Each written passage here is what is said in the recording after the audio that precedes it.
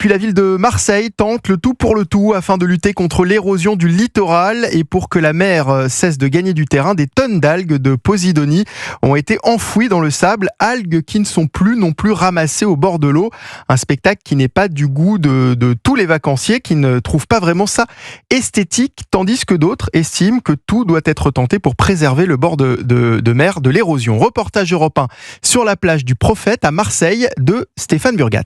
Elle colle aux jambes, elle s'accroche sur les serviettes. Dans le sable et dans l'eau, l'abondance des algues de Posidonie en dégoûte certains, comme Michel. Paraît-il que c'est utile, mais en fait, ça fait sale, ça pègue, ça sent mauvais. Bien sûr, ça sent. Moi, je peux vous dire que ça sent. Et puis, ça sent pas très bon. Et il y en a, ils ont essayé de les enlever, ils les enlèvent, elles reviennent. Enfin, moi, je n'y vois que des inconvénients. Ces algues ont été enfouies, mélangées au sable au début de l'été et ne sont plus ramassées dans l'eau dorénavant. Résultat, des banquettes se forment sur le bord de mer, nous montre Hervé Manchon, l'adjoint au littoral à la mairie.